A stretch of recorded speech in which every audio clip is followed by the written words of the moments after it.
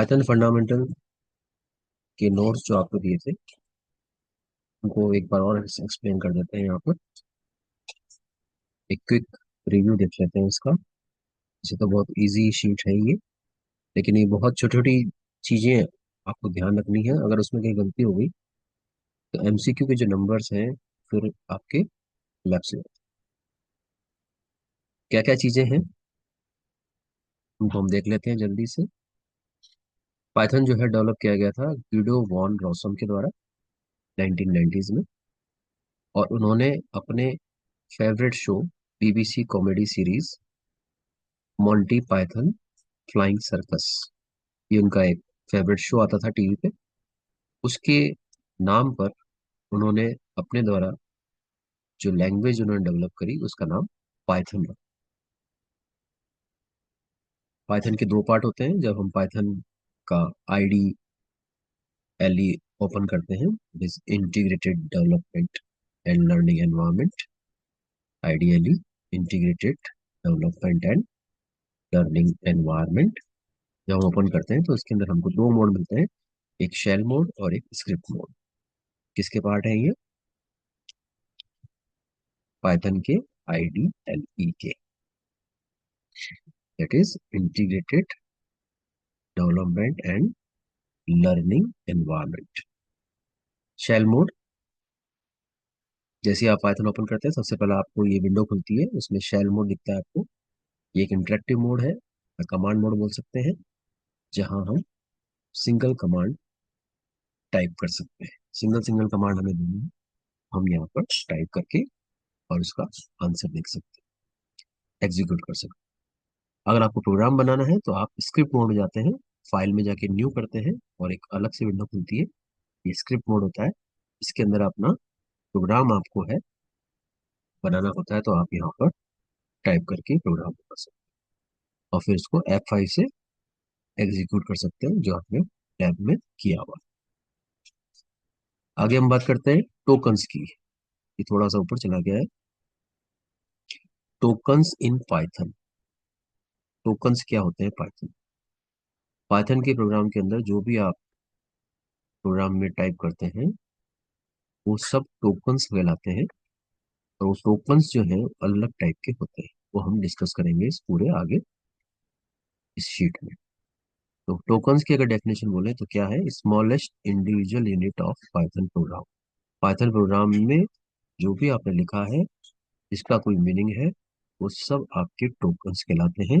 और टोकन्स को ही हम कई बार लेक्सिकल यूनिट्स भी बोलते हैं। ध्यान रखिएगा सेकंड नाम का, इस पे क्वेश्चन आ जाए तो आपको ध्यान नहीं आता हो तो लेक्सिकल यूनिट्स या टोकन्स एक ही बात है। टोकन्स 5 टाइप्स के होते हैं: keywords, identifiers, literals, punctuators and operators. Keyword की बात करें हम, कीवर्ड्स क्या है? रिजर्व वर्ड्स ऑफ पाइथन, ये वर्ड लिखना जरूरी है। रिजर्व, रिजर्व वर्ड जो है पाइथन के जिनका कोई स्पेशल मीनिंग है वो आपके कीवर्ड्स कहलाते हैं। जैसे ये जो कीवर्ड्स हैं आपके हैं इफ, फॉर, और, ब्रेक, व्हाइल, रिटर्न, जो भी आप जगह जगह यूज करते हैं वो सब आपके कीवर्ड हैं। ये कीवर्ड है, ठीक है। लाइक नहीं है, लाइक तो फॉर, जैसे फॉर अपन लिखते हैं ना, फॉर एग्जाम्पल, उसका मतलब ये है ना, स्पेशल मीनिंग जिनका होता है। मतलब ये फॉर एग्जाम्पल लिखा हुआ है एक्चुअली, कीवर्ड यहाँ से एग्जाम्पल है, ये कीवर्ड्स। और भी कीवर्ड्स हैं, ट्रू, फॉल्स, नन। इन तीनों कीवर्ड्स की क्या खासियत है? इनका फर्स्ट लेटर कैपिटल होता है। ये और केवल ये तीन ऐसे कीवर्ड हैं जो स्टार्ट होते हैं कैपिटल या अपर केस लेटर से। बाकी सब कीवर्ड कैसे हैं? लोअर केस में होते हैं। चीजों का भी ध्यान रखिएगा। AR के जो असर्शन रीजनिंग वाले क्वेश्चंस हैं, स्टेटमेंट वाले, उनके अंदर इस टाइप की चीजें भी पूछी जाती हैं। सेकंड आपका है आइडेंटिफायर्स। आइडेंटिफायर क्या होते हैं? जो भी नाम हम देते हैं किसी वेरिएबल को बनाते वक्त, किसी फंक्शन को बनाते वक्त, किसी लिस्ट, स्ट्रिंग, डिक्शनरी, जो भी हम डिक्लेयर करते हैं उसका जो नाम हम देते हैं वो कहलाता है आइडेंटिफायर। जैसे आप लिस्ट ले रहे हैं तो लिखते हैं L equal to, LS equal to, LST equal to. Function आपने लिखा def sum, share, comment, function का नाम जो भी आप दे रहे हैं, फन, है ना, वेरिएबल का नाम ले रहे हो a = 0, b = 7, ये जो भी नाम आप ले रहे हो वो सब आइडेंटिफायर्स।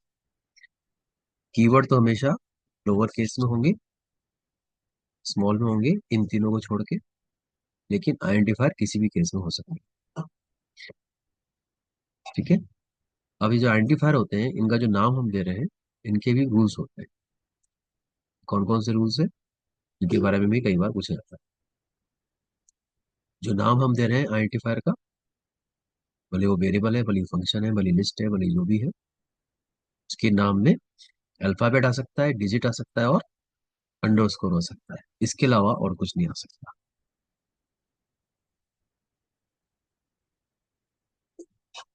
अल्फाबेट, डिजिट और अंडरस्कोर, ये तीन चीजें ही अलाउड है। ठीक है। फिर सेकंड पॉइंट, ये सेकंड ऊपर आ गया थोड़ा, सेकंड पॉइंट नीचे वाला, ये नेम जो है उसके अंदर डिजिट आ तो सकता है, लेकिन वो नाम डिजिट से स्टार्ट नहीं हो सकता। नीचे यहाँ पर एग्जाम्पल दे रखे हैं, उससे आपको और समझ में आएगा। क्या बोला, डिजिट आ तो सकता है नाम में, लेकिन डिजिट से स्टार्ट नहीं हो सकता। नेम जो आप दे रहे हैं आइडेंटिफायर का, वो कीवर्ड से मैच हो ऐसा नहीं हो सकता। कीवर्ड्स क्या है, रिजर्व वर्ड्स है। उन्हीं वर्ड्स को आप एज ए वेरिएबल काम में ले रहे हो, या फंक्शन का नाम आप दे रहे हो, जैसे डेफ डेफ ब्रेक नहीं होगा, डेफ वाइल नहीं होगा। ठीक है। कीवर्ड जो है उसके नाम का आप आइडेंटिफायर का नाम नहीं रख सकते। And the fourth rule is, upper case name और लोअर केस नेम डिफरेंट होते हैं। आपने लिया है ए, स्मॉल a = 0, फिर लिया है कैपिटल A = 5, ये दोनों अलग अलग वेरिएबल है।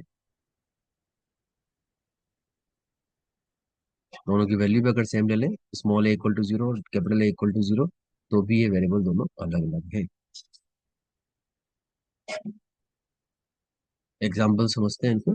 कुछ एग्जाम्पल दे रखे हैं यहाँ पर, कौन सा आपका सही है कौन सा गलत है, आइडेंटिफायर को नाम देने का तरीका। तो पहला आपने दिया है रोल नंबर, जैसा आपने लिखा रोल नंबर =5, तो ऐसा आइडेंटिफायर का नाम देना ओके है। ठीक है। फिर आपने लिखा रोल नंबर, इसमें क्या दिक्कत हो गई, इसमें आपने बीच में स्पेस दे दिया, तो स्पेस अलाउड नहीं है। क्या अलाउड है, केवल अल्फाबेट, डिजिट और अंडरस्कोर। फिर आपने दे दिया रोल नंबर डॉट, कई बार नंबर के बाद डॉट लगाने की आदत होती है, तो इस टाइप का नाम भी आप नहीं दे सकते अपने वेरिएबल को या फंक्शन को। फिर आपने लिख दिया रोल डैश रोल नंबर, ये डैश है, अंडरस्कोर नहीं है, हाइफन है, ये साइन आप यूज नहीं कर सकते, इसलिए ये भी रॉन्ग हो। फिर आपने लिखा रोल अंडरस्कोर है, नो ये अंडरस्कोर है, तो ये अलाउड है इसलिए ओके है। फिर आपने लिखा रोल नंबर अंडरस्कोर, ये भी अलाउड है, कोई दिक्कत नहीं, अंडरस्कोर लास्ट में लिखना कोई बात। फिर आपने डिजिट का यूज करते हुए लिखा है रोल 1 NO, तो ये भी ठीक है कि डिजिट अलाउड है। फिर आपने लिखा रोल NO, डिजिट लास्ट में लिख दिया, कोई दिक्कत नहीं। फिर आपने डिजिट पहले लिख के फिर आगे अल्फाबेट्स लिखा है, तो डिजिट अलाउड तो है, लेकिन सबसे पहले डिजिट नहीं आ सकता, जो आपका सेकंड रूल। तो क्या अंडरस्कोर आ सकता है, हाँ अंडरस्कोर आ सकता है। फिर आपने लिखा ट्रू नाम का वेरिएबल दिया, तो ट्रू तो कीवर्ड है, इस नाम का वेरिएबल आप नहीं ले सकते, है ना। लेकिन आपने एक ट्रू अगर ऐसे लिखा है, तो अब ये कीवर्ड नहीं रहा, इस नाम का वेरिएबल आप ले सकते हो या फंक्शन का नाम रख सकते हो। फिर आपने लिखा नन, नन नाम का वेरिएबल लिया, वापस वही बात है, कीवर्ड है, नहीं ले सकते। ऐसा लिख सकते हैं क्या, हाँ। ठीक है ना, जो रिजर्व वर्ड्स है उनको एज इट इज फॉर्म में आप नहीं ले सकते आपने आइडेंटिफाई के लिए। फिर आपने लिखा रोल $NO, तो डॉलर अलाउड नहीं है इसलिए रॉन्ग हो गया। रोल *NO, कोई भी साइन अंडरस्कोर के अलावा कुछ भी अलाउड नहीं है, इसलिए रॉन्ग। इस टाइप से आपको कई बार MCQ में पूछते हैं, उसका ध्यान रखिएगा। कौन सा वैलिड है आइडेंटिफायर का नाम, कौन सा इनवैलिड। फिर हम देखते हैं लिटरल्स की। लिटरल्स क्या होता है, थर्ड टोकन है ये। लिटरल्स का मतलब होता है वैल्यूज। जो हम वेरिएबल को वैल्यू देते हैं उनको हम लिटरल्स बोलते हैं। जैसे हमने लिखा a = 10, तो a क्या है, आइडेंटिफायर है, और 10 उसकी वैल्यू है, तो 10 क्या हुआ, लिटरल। ऐसे आपने लिखा s = राज, तो एज आइडेंटिफायर है और राज उसकी वैल्यू है, मतलब लिटरल। 10 और राज लिटरल्स है। अब लिटरल्स के भी टाइप्स होते हैं अलग अलग। कौन कौन से लिटरल हो सकते हैं, एक न्यूमेरिक कैटेगरी है। न्यूमेरिक के अंदर आपके फिर सब कैटेगरीज है। पहली सब कैटेगरी है इंटीजर। अगर इस टाइप की वैल्यूज है तो ये इंटीजर वैल्यूज कहलाएंगे। फिर दूसरी कैटेगरी है बुलियन। ये कौन सी वैल्यू होती है, ट्रू और फॉल्स को बुलियन वैल्यूज बोलते हैं। ठीक है, ध्यान रखिएगा इस वर्ड का। बुलियन वैल्यूज मतलब ट्रू और फॉल्स। ट्रू रिप्रेजेंट करता है एक्चुअली 1 को, और फॉल्स रिप्रेजेंट करता है एक्चुअली 0 को।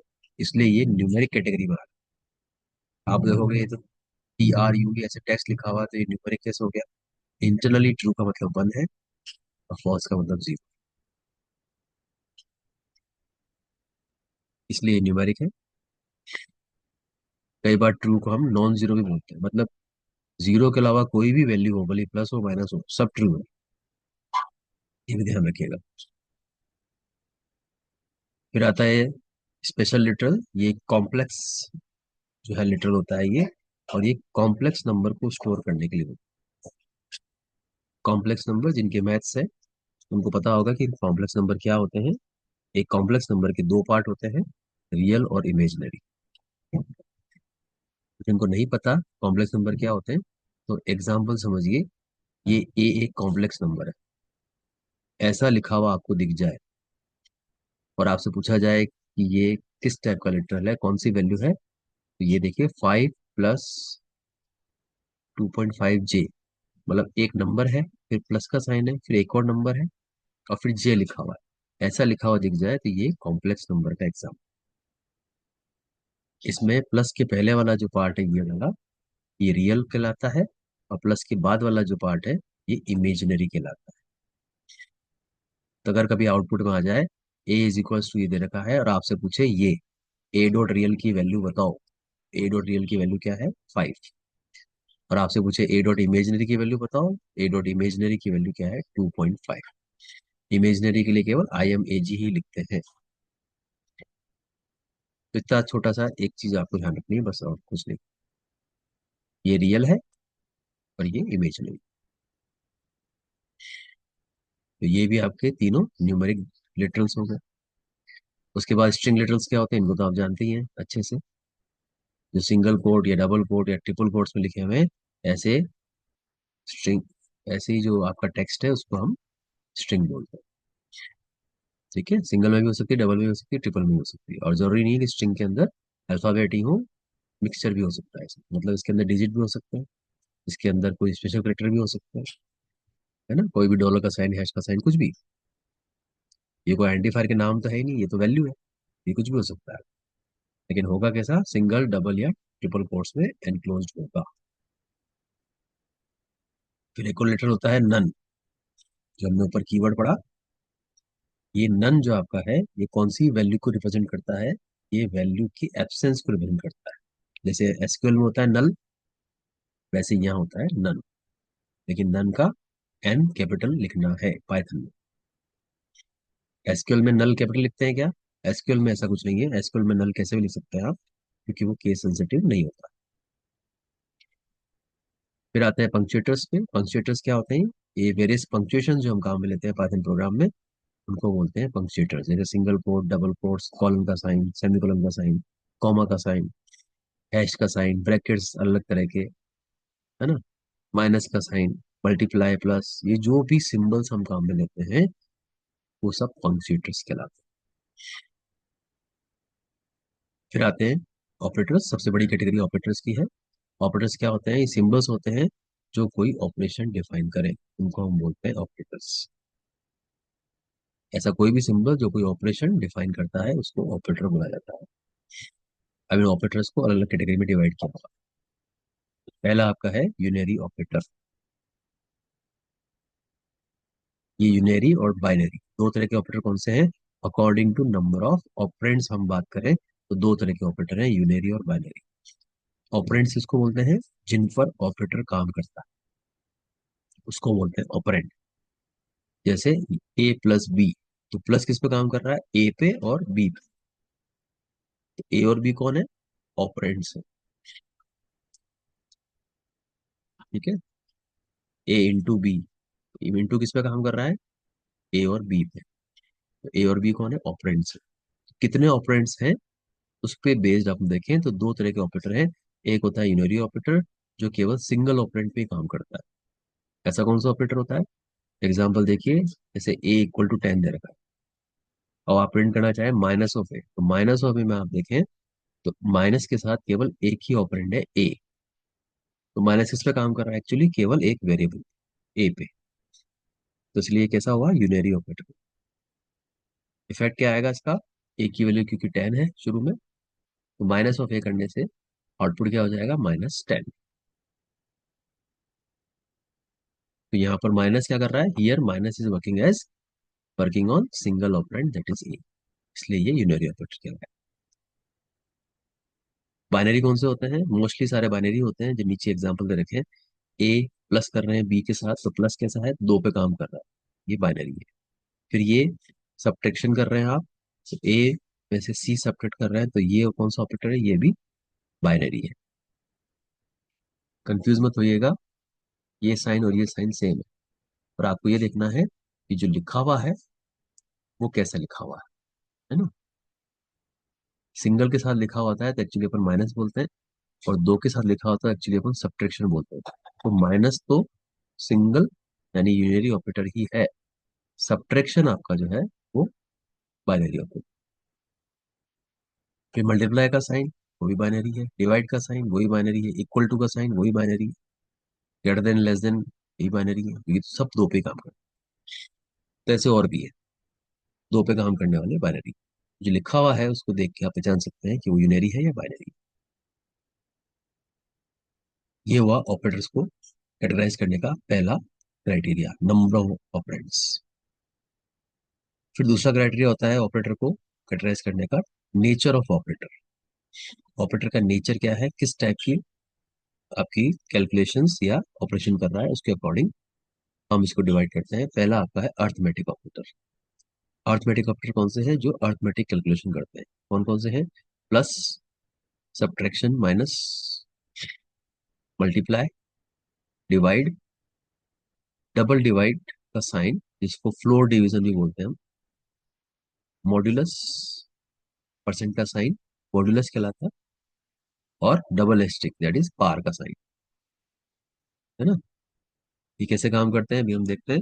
मेन आप इन तीनों का ध्यान रखिए। एक सिंगल डिवाइड है,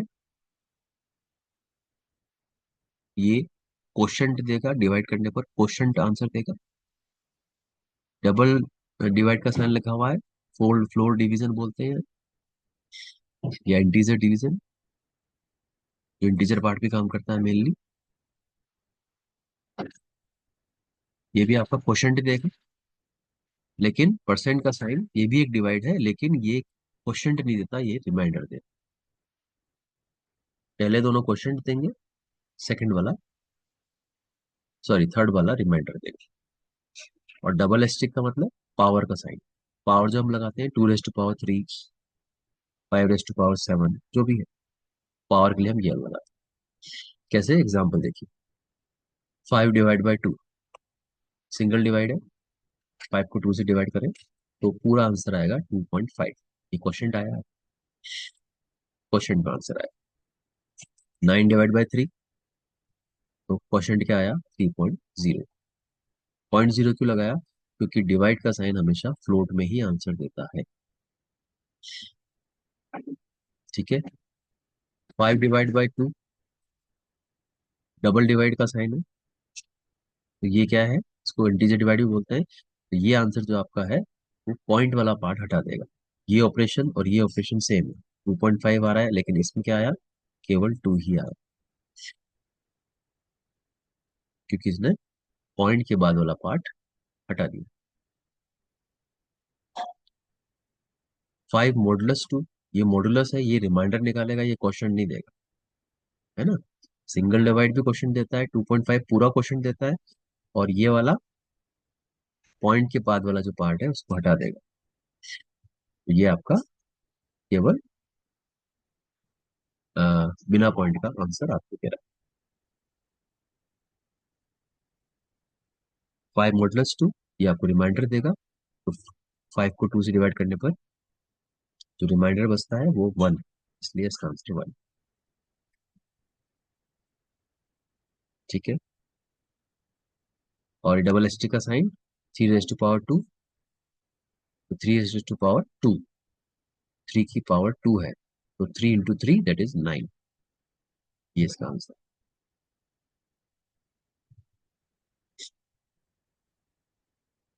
ठीक है। एक चीज और ध्यान रखिएगा यहाँ पर, जो डिवाइड आपका है, इन दोनों जो ऑपरेंड्स हैं वो दोनों इंटीजर है, तो भी आंसर पॉइंट में, और ये दोनों इंटीजर है तो भी आंसर पॉइंट में आ रहा है। डिवाइड हमेशा, सिंगल डिवाइड जो है हमेशा पॉइंट में आंसर देता है, भले वो पॉइंट वाला पार्ट जीरो हो तब भी पॉइंट जीरो लिखेगा। लेकिन ये जो आपका है डबल डिवाइड, ये आपका आंसर कैसे दे रहा है, फाइव डिवाइड बाई टू, दोनों इंटीजर है, तो यहाँ पर आपका आंसर विदाउट पॉइंट आ रहा है।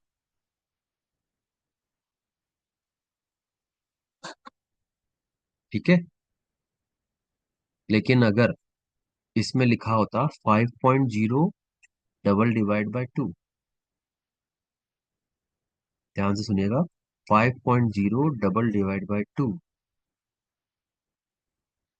यानी ये 5.0 फ्लोट होता, और ये आपका टू इंटीजर है, तो आंसर 2.5 नहीं आएगा, लेकिन टू भी नहीं आएगा, आंसर आएगा 2.0, क्योंकि एक फ्लोट है ना, तो आंसर पॉइंट के बाद जीरो लगा देगा, लगाएगा जीरो ही केवल। क्या बोला था शुरू में कि ये केवल इंटीजर पे काम करता है, इंटीजर मतलब होता है पॉइंट के इधर वाला पार्ट, ये वाला पार्ट। तो ये शो केवल आपका टू ही शो करेगा आंसर में, लेकिन पीछे 0.0 क्यों लगाया, क्योंकि 5.0 था। ऐसा भी हो सकता है कि फाइव डबल डिवाइड और 2.0, तो भी एक फ्लोट हो गया, तो भी आंसर क्या आएगा, 2.0 आएगा।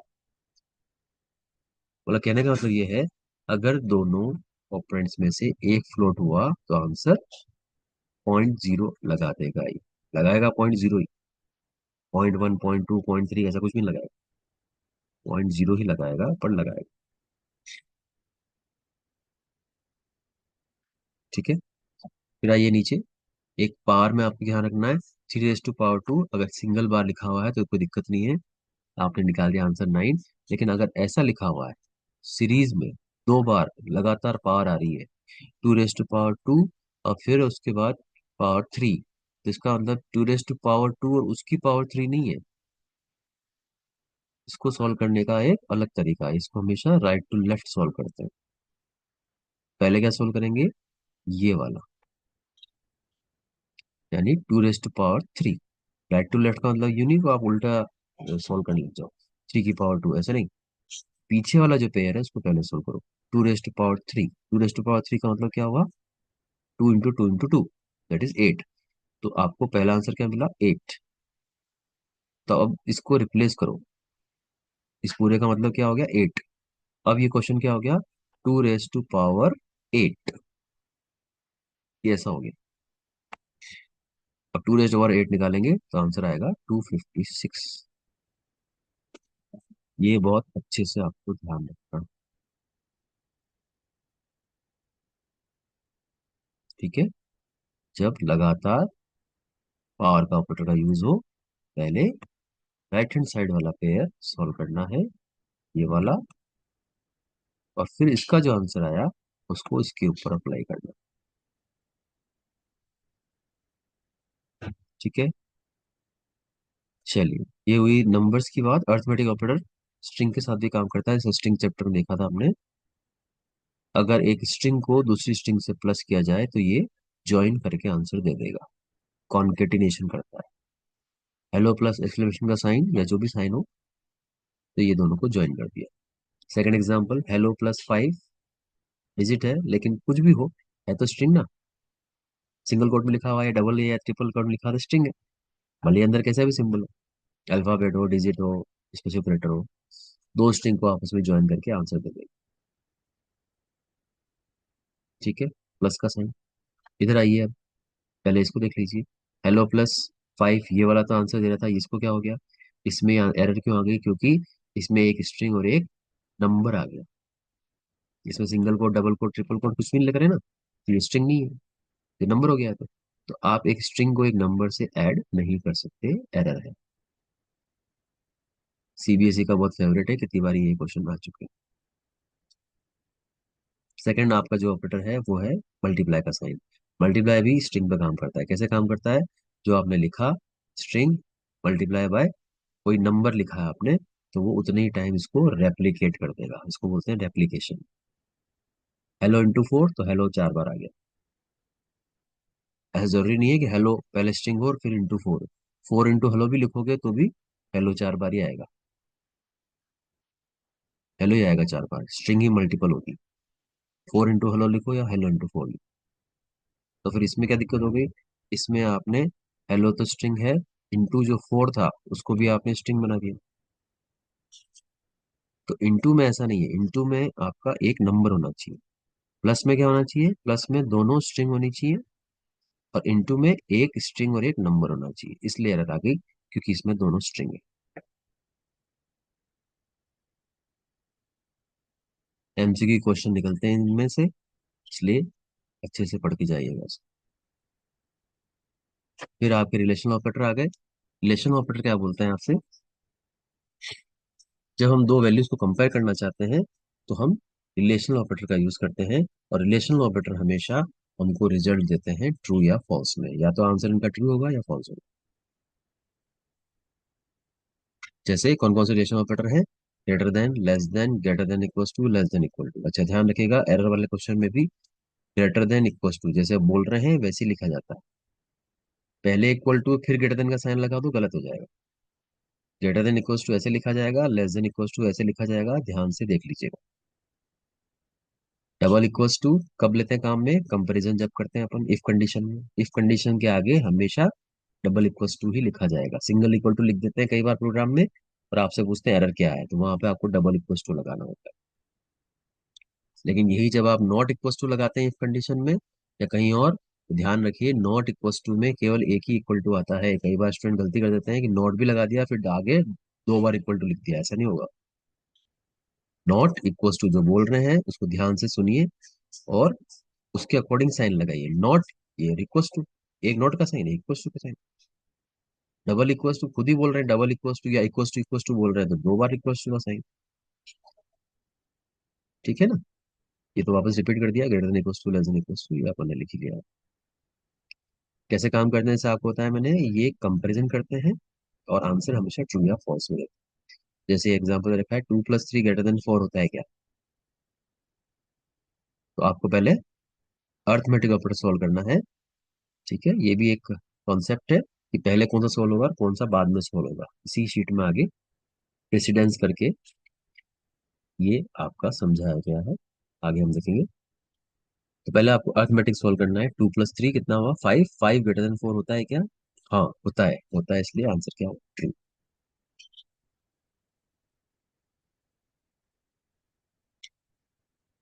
ठीक है, ऐसे कोई भी कंपैरिजन हो तो आपको कंपैरिजन करके आंसर केवल ट्रू या फॉल्स में देना होगा। ठीक है।